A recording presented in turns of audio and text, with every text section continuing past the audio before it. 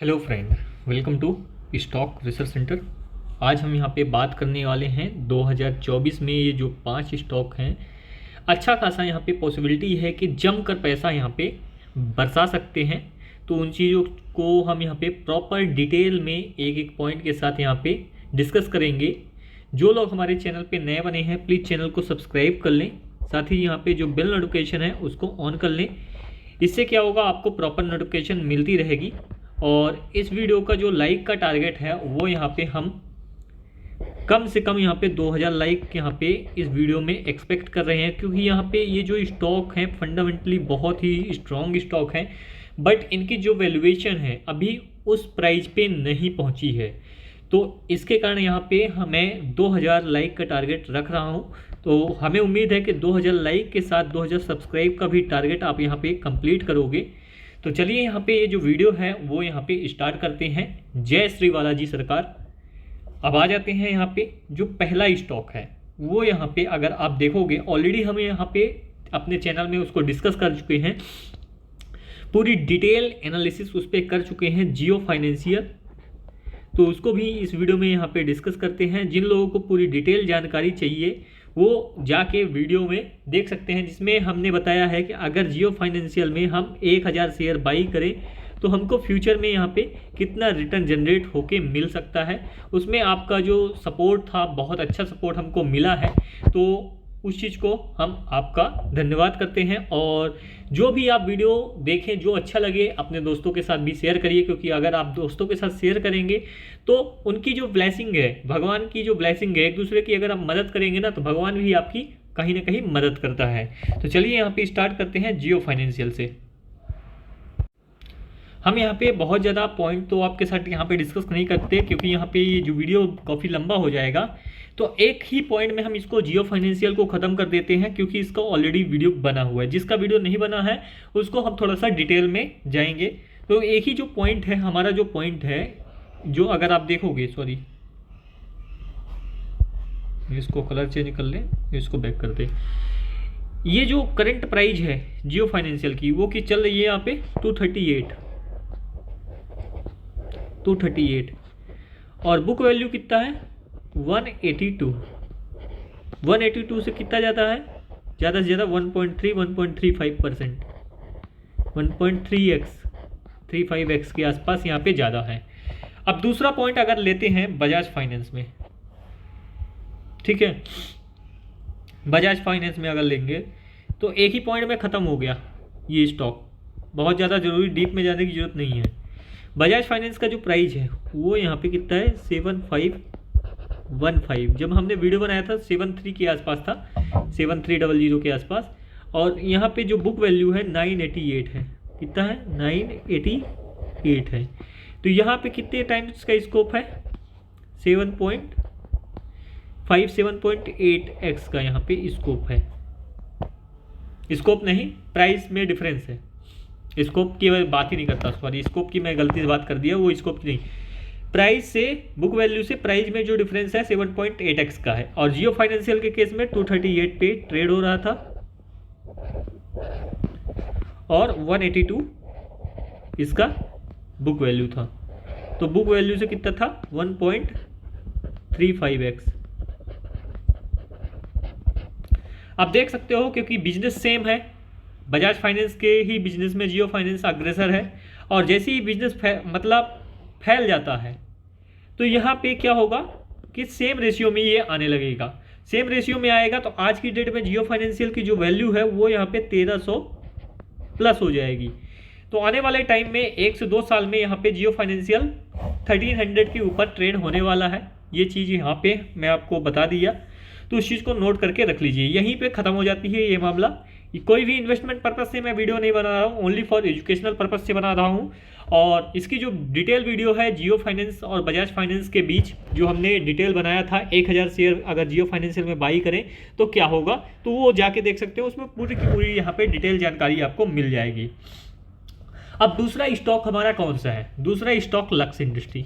अगर आ जाते हैं हम, इसको भी हम कंपेयर करेंगे, ऐसा नहीं कि नहीं करेंगे। लक्स इंडस्ट्री सारे कंपेयर करके स्टॉक हम मैक्सिमम बताएंगे। अगर लक्स इंडस्ट्री देखोगे और यहाँ पे पेंच इंडस्ट्री,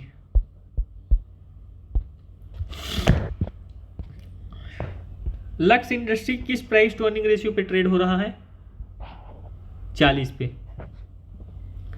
और पेंच इंडस्ट्री किस प्राइस टू अर्निंग रेशियो पे ट्रेड हो रहा है? 80 पे।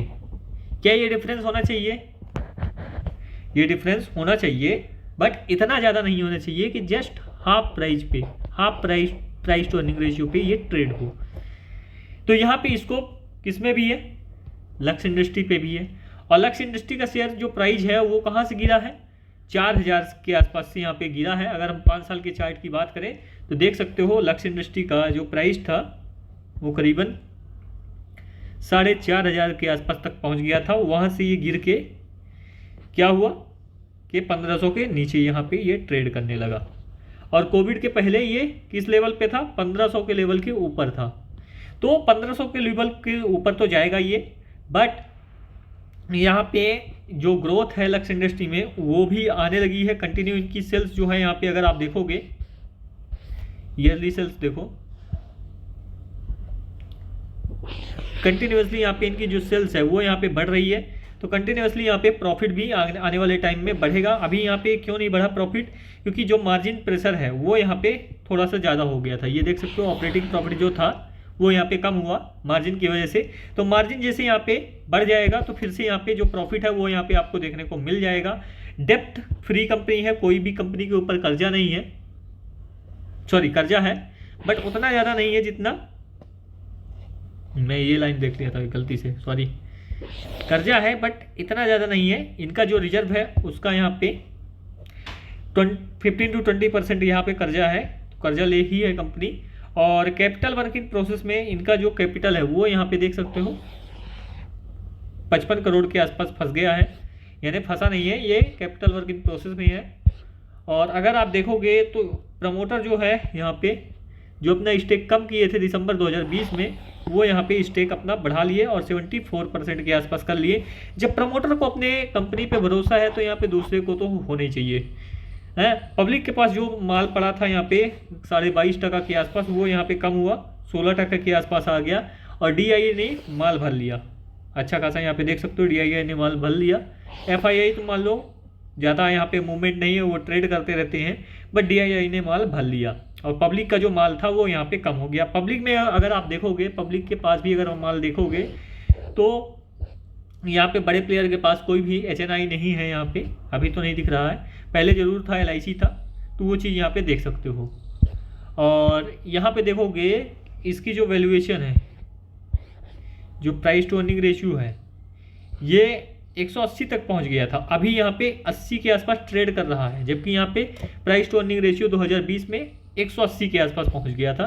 तो इसका भी प्राइस टू अर्निंग रेशियो ज़्यादा जरूर है, बट यहाँ पे जो प्राइस है वो यहाँ पे नीचे आ गई है। अगर हम यहाँ पे प्राइस देखते हैं 5 साल का, तो ये जो कोविड के टाइम पे ट्रेड हो रहा था, ये देखो कितना मान लेते हैं, जो भी कोविड के टाइम पे, कोविड के पहले अगर बोले तो कोविड के पहले यहाँ पे ट्रेड हो रहा था 28,000 के आसपास, और आज कितने में ट्रेड हो रहा? 38,000 में, 38। तो यहाँ पे 10,000 पॉइंट यानी करीबन 25% का प्राइस इंक्रीज हो गया है। अगर सेम लक्स इंडस्ट्री के केस में ऐसा होता है तो 1500 भी अगर माने तो 1500 का यहाँ पे 25%, 15 दूनी 30 और 30 10 40, 400 रुपये के आसपास, 450 रुपये के आसपास यहाँ पे प्राइस इंक्रीज होना चाहिए। यानी 1900 से 1950 के आसपास यहाँ पे इसका लक्स इंडस्ट्री का प्राइस आज की डेट में जैसे पेंच इंडस्ट्री का प्राइस है वैसा होना चाहिए। वो चीज़ें यहाँ पे आने वाले टाइम में देखते हुए दिखाई पड़ सकती हैं। तो ये हमारा 2024 के लिए स्टॉक एक ये दूसरा नंबर था यहाँ पे। इसके बाद हम यहाँ पे देखते हैं Asian Granito India Limited, Asian Granito India Limited. और इसके बगल में ओपन कर लेते हैं एशियन ग्रेनाइटो की जो पीर कंपनी है उसको। पीर कंपनी कौन सी है? Kajaria ceramic, Kajaria ceramic. अगर एशियन ग्रेनाइटो का यहाँ पे मार्केट कैप देखोगे कितना है? 936, करंट प्राइस कितना है? 73, बुक वैल्यू कितनी है? 101, 73 और बुक वैल्यू 100। अब सेम चीज इसमें भी देखो, करंट प्राइस क्या है, सॉरी, यहां से अंदाजा लगा सकते हो तुम। और फिर उसके बाद फंडामेंटल देखना बहुत जरूरी है। 157 और उसका तो क्या था 73 और 100। एक 100 रुपये का यहाँ पे बुक वैल्यू है, इसका 157 है, बट ये ट्रेड कर रहा है कितने पे, 1300 पे, और ये ट्रेड कर रहा 73 पे। कितना स्कोप है यहाँ पे देख सकते हो। यहाँ पे अगर माने तो 15 छक्का 90, 15 सत्ते 135, यानी 7x का यहाँ पे भी स्कोप, मतलब ये अब मतलब इनके डिफरेंस है प्राइस और बुक वैल्यू में, और इनका बल्कि कमी है ये 0.7। तो यहाँ पे देख सकते हो 7-7-49, मतलब अगर हम बात करें तो यहाँ पे अगर सेम रेशियो पे अगर आता है तो अच्छा खासा यहाँ पे 10x का यहाँ पे स्कोप नजर आता है, 10x से भी ज़्यादा, 10x का अगर बोल दिए 10x के आसपास यहाँ पे स्कोप नजर आता है। तो अपॉर्चुनिटी यहाँ पे एशियन ग्रेनाइटों में है। अब प्राइस किस कारण से गिरा था वो चीज़ भी यहाँ पे देख लेते हैं, थोड़ा सा टाइम लगेगा बट आपको समझ में आएगा। इनको अपना बिजनेस फैलाना था, सबसे बड़ी बात थी।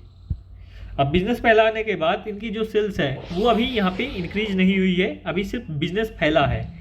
सेल्स इनकी इंक्रीज होना चालू हो जाएगी। अब जैसे इनका जो प्रोडक्शन है वो यहाँ पे बढ़ेगा तो सेल्स यहाँ पे इनकी इंक्रीज हो जाएगी। अब अगर हम बात करें capital with work in process में इनका कितना पैसा फंसा हुआ था वो चीज़ यहाँ पे देखो। कैपिटल वर्क इन प्रोसेस में इनका 263 करोड़ फंसा हुआ था, वो यहाँ पे कम होता हुआ अब नजर आ रहा है। यानी इनकी जो लाइन है प्रोडक्शन लाइन वो यहाँ पे चालू हो गई, और जब चालू होगी तो प्रोडक्शन इंक्रीज होगा तो सेल्स इनकी इंक्रीज होगी, सेल्स इंक्रीज होगा तो नेट प्रॉफिट इंक्रीज होगा। अब यहाँ पे ये QIP ला रहे थे, उसी टाइम पे पैसा मार्केट से उठा रहे थे, और इनका जो नेट प्रॉफिट था, अगर प्रॉफिट हम लॉस देखें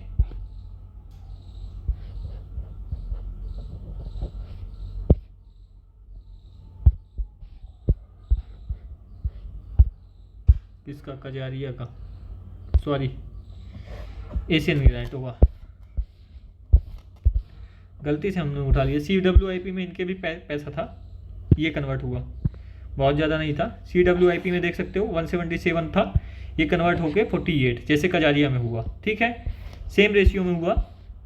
अब यहाँ पे बात करें इनकी नेट प्रॉफिट की। नेट प्रॉफिट अगर इनका देखोगे तो नेट प्रॉफिट पहले अच्छा खासा आ रहा था, 92 करोड़ तक गया था, उसके बाद माइनस में आने लगा, क्योंकि यहाँ पे इनकी जो प्रोडक्शन कैपेसिटी है वो यहाँ पे इंक्रीज नहीं हुई, बट इनके खर्चे यहाँ पे क्या हुए, इंक्रीज हो गए। ये देख सकते हो प्रोडक्शन कैपेसिटी इंक्रीज नहीं हुई, बट इनके जो खर्चे हैं वो यहाँ पे इंक्रीज हो गए, क्योंकि एम्प्लॉई है, लैंड कॉस्ट है, रेंट देना है, बहुत सारे जो खर्चे होते हैं वो यहाँ पे इंक्रीज हो गए, जिसके कारण से इनका जो ऑपरेटिंग प्रॉफिट है वो भी यहाँ पे निगेटिव आने लगा था, और उसके साथ नेट प्रॉफिट भी यहाँ पे नेगेटिव आने लगा था।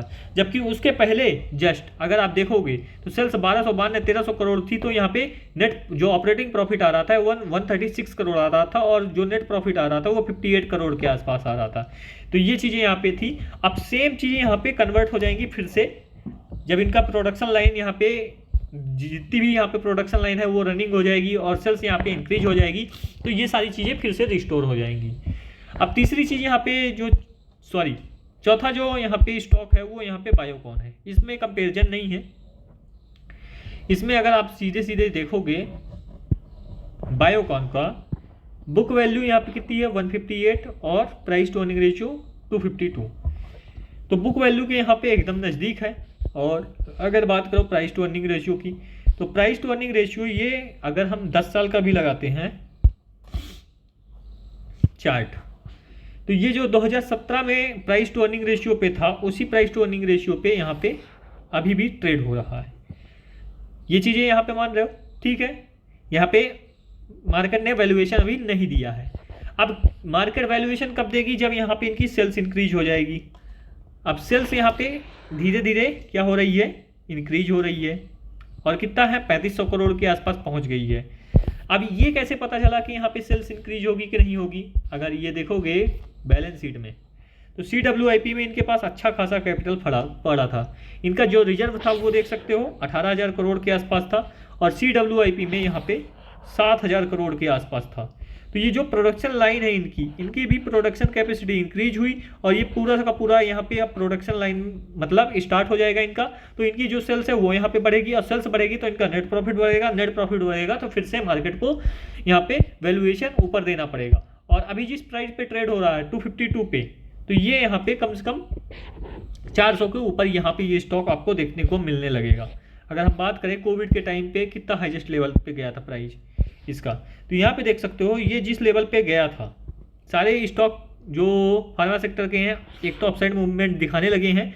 इस 450-500 के आसपास गया था, सेम उसी प्राइस के आसपास आता हुआ मेरे को फिर से यहाँ पे दिखाई पड़ रहा है। ये एक बार ऊपर गया था, फिर गिरावट हुई थी यहाँ पे कुछ कारणवश, और उसके बाद से फिर से फर्दर मूवमेंट यहाँ पे अपसाइड चालू कर दिया। और इस बार यहाँ पे मेरे को लगता है कि 300 बहुत जल्दी यहाँ पे टच करता हुआ यहाँ पे दिखाई पड़ेगा। और कोविड के टाइम पे क्या था, 5 साल का अगर चार्ट लगाएं, 5 साल के चार्ट में अगर आप देखोगे कोविड के पहले जो इसकी कंडीशन थी वो कहाँ पे थी, 2020 में आया था ना कोविड, इस पॉइंट पे अगर हम एग्जैक्ट एनालाइज करें फरवरी के आसपास, यही पॉइंट है। तो इस पॉइंट पे यहाँ पे जो प्राइस था वो 310 के आसपास चल रहा था और उससे भी यहाँ पे कम प्राइस पे ये बायोकॉन अभी शेयर ट्रेड कर रहा है। तो इस चीज़ को भी यहाँ पे पॉइंट आउट करना है। और उस टाइम पे सेल्स भी इतनी ज़्यादा नहीं थी और CWIP में पैसा कैपिटल भी इतना ज़्यादा नहीं था, तब भी वो शेयर प्राइस यहाँ पे 310 के आसपास ट्रेड कर रहा था और अभी यहाँ पे 250 के आसपास ट्रेड हो रहा। तो ये हमारा चौथा स्टॉक था। इसके बाद यहाँ पे हम बात करते हैं एशियन तो हो गया बैंक ऑफ इंडिया। एक और स्टॉक बात कर लेते हैं, bank of India, banking sector का stock. Bank of India, bank of India का देखो, अगर यहाँ पे बुक वैल्यू देखोगे, बुक वैल्यू कितना है 147 और इसका जो प्राइस है वो कितना है 113। और दूसरे जो PSU स्टॉक हैं वो बुक वैल्यू को यहाँ पे क्रॉस कर रहे हैं। UBI, union bank of India नहीं आएगा, यूनियन बैंक ऑफ इंडिया। ये देखो दूसरे जो स्टॉक हैं वो क्या कर रहे हैं, बुक वैल्यू को क्रॉस कर दिए हैं। पंजाब देख लेते हैं, PNB, पंजाब नेशनल बैंक, इसको भी देखो, ये भी बुक वैल्यू के करीब ट्रेड करने लगा। तो ये क्यों नहीं ट्रेड होगा, ये भी ट्रेड होगा। तो इसमें भी यहाँ पे डायरेक्ट स्कोप नज़र आता है यहाँ पे। तो ये चीज़ें यहाँ पे आप देख सकते हो, कोई दिक्कत वाली बात नहीं है। और प्राइस अगर देखोगे, प्राइस टू अर्निंग रेशियो अगर देखोगे तो लोवेस्ट एवर यहाँ पे ट्रेड हो रहा है। लाइफ में सबसे कम प्राइस टू अर्निंग रेशियो पे ट्रेड हो रहा है। यहाँ पे कोविड के टाइम को अगर छोड़ दिया जाए तो उसके बाद यहाँ पे प्रॉफिट इनका बढ़ गया है, बट यहाँ पे अभी प्राइस में एक्शन नहीं हुआ है। अगर 10 साल का भी हम लगा देते हैं, 10 साल में भी देख सकते हो किस प्राइस पे ट्रेड हो रहा है। अगर प्राइस लगा देते हैं तो 10 साल में भी यहाँ पे, और इसमें एक पैटर्न भी बन रहा है, इस पर भी वीडियो हमने बना दिया है। Reverse head and shoulder pattern का ब्रेकआउट भी हो गया और वैल्यूम भी अच्छी खासी यहाँ पे नज़र आ रही है। तो वो चीज़ें भी यहाँ पे आप देख सकते हो, इसका भी डिटेल वीडियो ऑलरेडी बना हुआ है, तो इस पर ज़्यादा डिस्कस नहीं करेंगे। तो ये 5 स्टॉक थे जो आपके पोर्टफोलियो में 4 लगाने वाले हैं 2024 में। मार्केट चाहे अप हो चाहे डाउन हो, क्योंकि इनके फंडामेंटल स्ट्रॉन्ग है, बहुत अच्छे स्टॉक है, क्रीमी स्टॉक है। तो इस चीज़ को यहाँ पे ध्यान में नज़र में रखते हुए आप इन स्टॉक पे फोकस कर सकते हो। और इन्वेस्टमेंट कोई करना है तो अपने फाइनेंशियल एडवाइजर से कंसल्ट करना है। और टारगेट को प्लीज़ यहाँ पे ध्यान में रखिएगा, ये 2000 का यहाँ पे लाइक और सब्सक्राइब का टारगेट है, बल्कि यहाँ पे अगर हमारा जो 2024 चल रहा है तो 2024 का यहाँ पे टारगेट आपका होना चाहिए कि 2024 को यहाँ पे कंप्लीट किया है, क्योंकि विजन हमारा 2024 ही है। क्या 2024 ही है, तो 2024 लाइक 2024 सब्सक्राइब आप कंप्लीट कर दो। और जिन लोगों को समझ में नहीं आया तो कमेंट बॉक्स में कमेंट कर सकते हो, लाइक करें, ठोके और दोस्त के साथ यहाँ पे शेयर जरूर करें। मिलते हैं हम नेक्स्ट वीडियो में।